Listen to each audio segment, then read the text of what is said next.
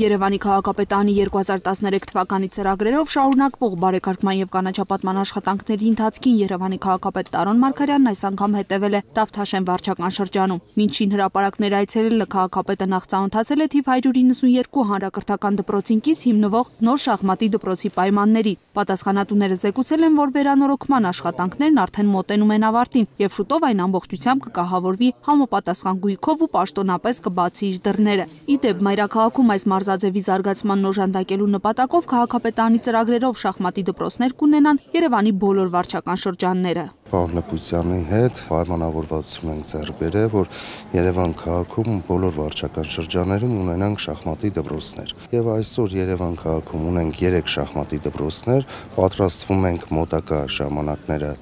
եւս 10 ունենալ, որոնք Երևան համայնքի ենթակայության տակ գտնվեն։ Շրջայցի շրջանակում քաղաքապետ Տարոն Մարգարյանը հետևել է նաև Տավ-Թաշենի առաջին եւ երրորդ թաղամասերի բակային տարածքներում արդեն մեկնարկած համալիր բարեկարգման աշխատանքների ընթացքին։ Տարոն Մարգարյանը զրուցել է բնակիչների հետ, լսել առաջադրվող խնդիրներն ու տեղում պատասխանատուներին հանձնարարել, հաշվի առնել բնակիչների առաջարկներն ու նրանց եւս մասնակից դարձնել վարչական շրջանում իրականացվող ծրագրերին։ Բնակիչներն իրենց գոհունակությունն են հայտնել քաղաքապետին մայրաքաղաքի բոլոր, հատկապես ծայրամասային վարչական շրջաններում նկատվող բարեկարգման լայնածավալ աշխատանքների համար։ Քաղաքապետ Տարոն Մարգարյանի հանձնարարությամբ բարեկարգվող բոլոր տարածքները պարտադիր կապահովեն նաև ոռոգման նոր ցանցով, ստեղծվող կանաչ տարածքների խնամքը պատշաճ իրականացնելու համար։ Շրջայցի շրջանակում քաղաքապետ Տարոն Մարգարյանը հետևել է նաև Տավ-Թաշենի առաջին թաղամասի 45 շեյքի բակում ընթացող ֆուտբոլի նոր փոքր խաղադաշտի կառուցման աշխատանքներին։ Պատասխանատուները զեկուցել են, որ անհրաժեշտ բոլոր պայմաններով ապահովված խաղադաշտն արդեն ամռանշահագործման կհանձնվի։